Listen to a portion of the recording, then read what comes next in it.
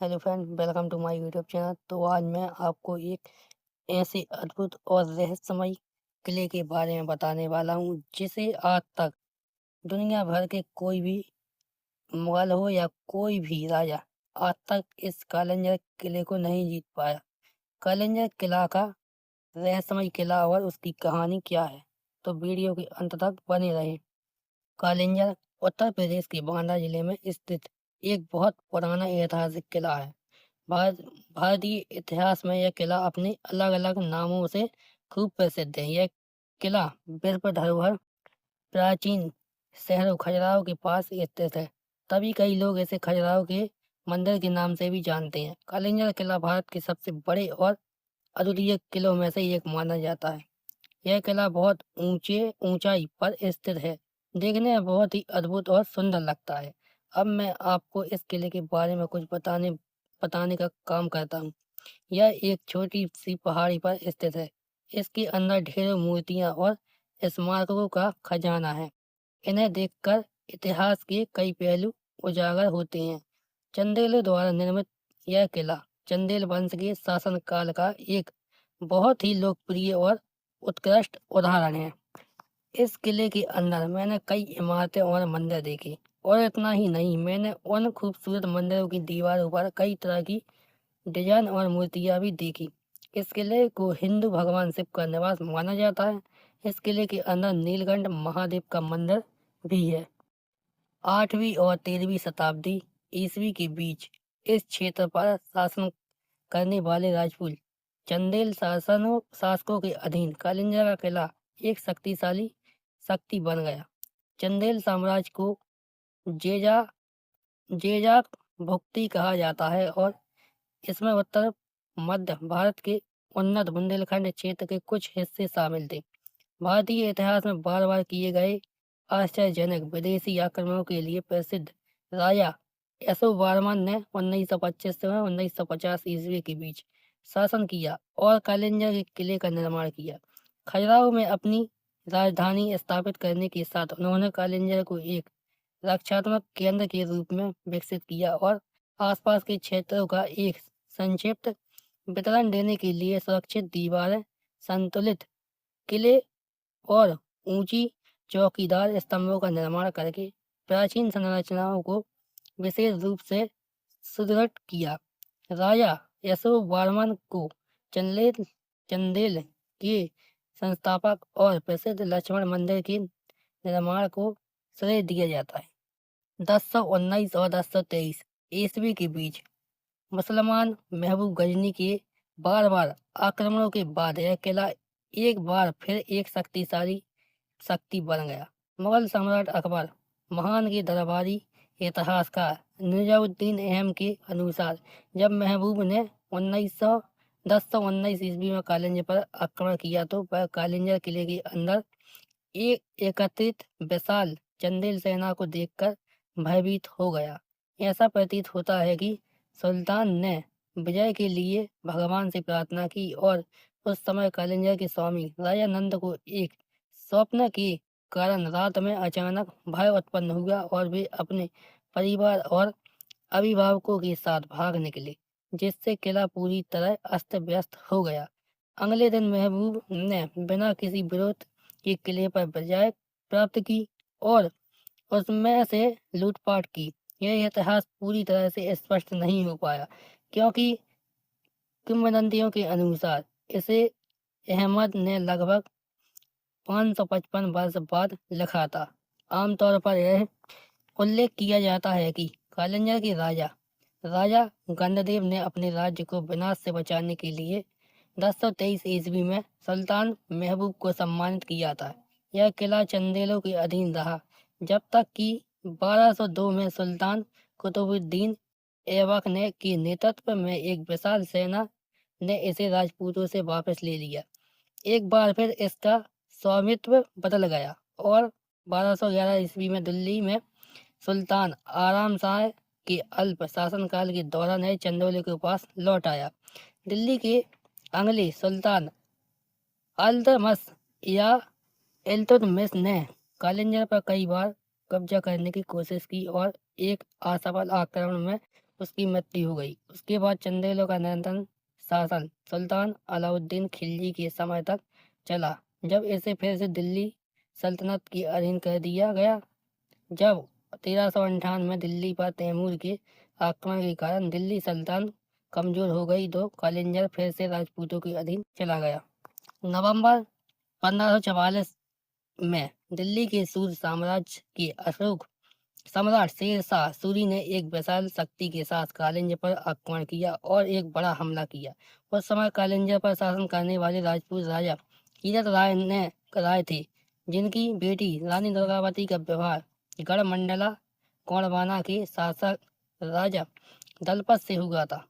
गोंडों ने किले की रक्षा में राजा कीरत राय की मदद की और असंतोष के कारण शेर शाह ने बारूद का उपयोग करके किले की दीवारों को उड़ाने का फैसला किया।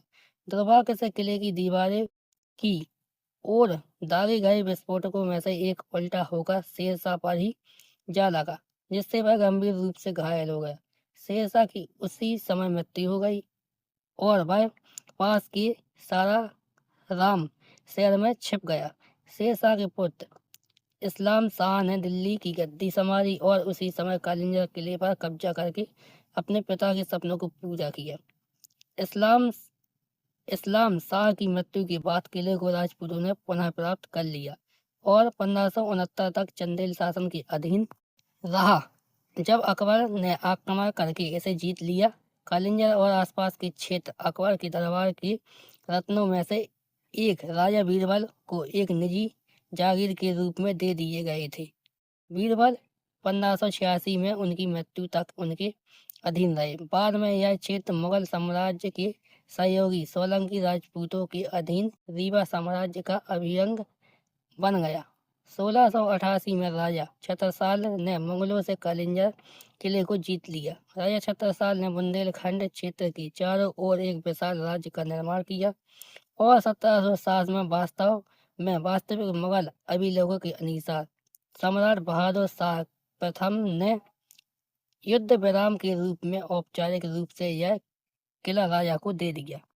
इस किले की शिवलिंग की विशेषता यह है कि इसमें से पानी बहता रहता है और ऐसा भी कहा जाता है कि इस शिवलिंग से पानी रिसना कभी बंद नहीं होता, चाहे वह कितना भी सूख जाए। इसके अलावा मैंने सीता सेज, पाताल गंगा, पांडव कुंड, बूढ़ा बूढ़ी ताल, भगवान सेज, भैरव कुंड, मृगधर, कोटी, चौबे महल, शाही मस्जिद, मूर्ति संग्रहालय, राम कटोरा ताल, राठौर महल और भी कई मंदिर और घाट देखे। कई मकबरे देखे। हुमायूं की छावनी भी देखी और मकबरे भी देखा। हमने वहाँ बहुत अच्छी तरह से चीजें देखी और हमें बहुत अच्छा लगा। यह किला विंध्याचल पहाड़ी पर 700 फीट ऊंचाई पर स्थित है। किले की कुल ऊंचाई 108 फीट है।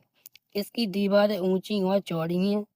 अगर चीन की दीवार से तुलना की जाए तो वह भी नरगय है। कालिंजर किला मध्यकालीन भारत के सबसे बड़ा किला माना जाता है। इस किले में वास्तुकला की कई शैलियां दिखाई देती हैं, जैसे गुप्त शैली, प्रतिहार शैली, पंचयातन नगर शैली आदि। यहाँ 3 ऐसे मंदिर हैं जो संख्यात्मक पद्धति से बनाए गए हैं। किले में प्रवेश के लिए 7 दरवाजे हैं और इन दरवाजों को अलग अलग शैलियों से सजाया गया है। काल के पत्थरों भी मिले हैं। इस किले का उल्लेख वेदों में भी मिलता है। इस किले में महादेव भोलेनाथ जी का मंदिर भी स्थित है। कहा जाता है कि महादेव भोलेनाथ जी ने कल के तेज के लिए विस्पान किया था।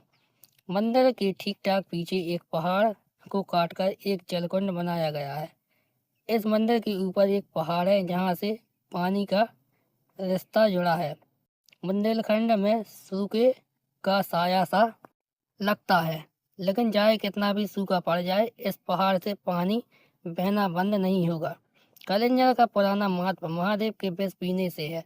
समुद्र मंथन से निकले कालकूट विष को पीने के बाद शिव ने इसी किले में विश्राम कर काल की गति को भस्म किया था। महाभारत के युद्ध के बाद युधिष्ठिर ने यहाँ कोटि तीर्थ में स्नान किया था। मत्स्य पुराण में इसे उज्जैन और अमरकंटक का अछूता क्षेत्र कहा गया है। जैन ग्रंथों और बौद्ध धर्म ग्रंथों के अनुसार इसे कालगिरी से युक्त बना बताया गया है। वेदों के उल्लेख के अनुसार इसे सर्वाधिक उल्लेखित और प्राचीन दुर्ग माना जाता है। कालिंजर के प्रांगण में नीलकंठ मंदिर सबसे महत्वपूर्ण और पूजनीय माना जाता है। इसका निर्माण नागों ने करवाया था। इस मंदिर का उल्लेख पुराणों में मिलता है। मंदिर में शिवलिंग स्थापित है जो अत्यंत प्राचीन काल से खाया हुआ है। निकाह कंठ मंदिर के बगल में काल भैरव का मंदिर है और ऐसे ही एक मंदिर के पास चट्टान को काटकर एक जलाशय बनाया गया है जो बेहद खूबसूरत लगता है। इसे स्वर्ग रोहा जलाशय माना जाता है। यह जलाशय पूरी तरह से पहाड़ से ढका हुआ है। इस किले के अंदर पहाड़ों के बीच बनी एक खूबसूरत सैया और तकिया है। इसे सीता जी की सेज कहा जाता है। पुरानी कहानियों के अनुसार इसे सीता जी का विश्राम स्थल माना जाता है। यहाँ पास में ही एक जलाशय बना है जिसे सीता कुंड जी के नाम से जाना जाता है। इस किले में दो बड़े जलकुंड बने हैं जिनके जल से भयंकर रोग दूर होते हैं। इस जल से स्नान करने से सभी कुष्ठ रोग ठीक हो जाते हैं।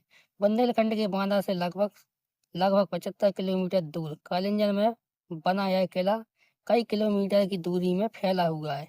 इस किले पर सबसे लंबे समय तक चंदेल राज का शासन रहा। इसका निर्माण कब हुआ इसका कोई प्रत्यक्ष प्रमाण नहीं है। कालिंजर किले को सतयुग का हिस्सा कहा जाता है।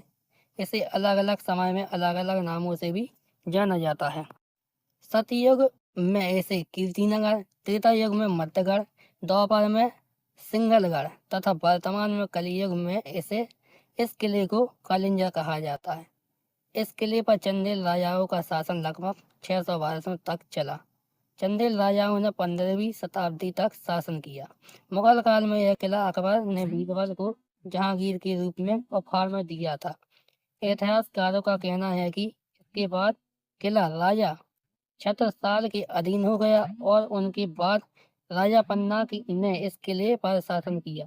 इस किले के अंदर हमें राजा रानी के नाम से कई शानदार महल दिखाई देते हैं। वहाँ के लोगों से बात करने पर उन्होंने बताया कि कुछ समय पहले यहाँ प्राचीन शिलालेख मिले थे।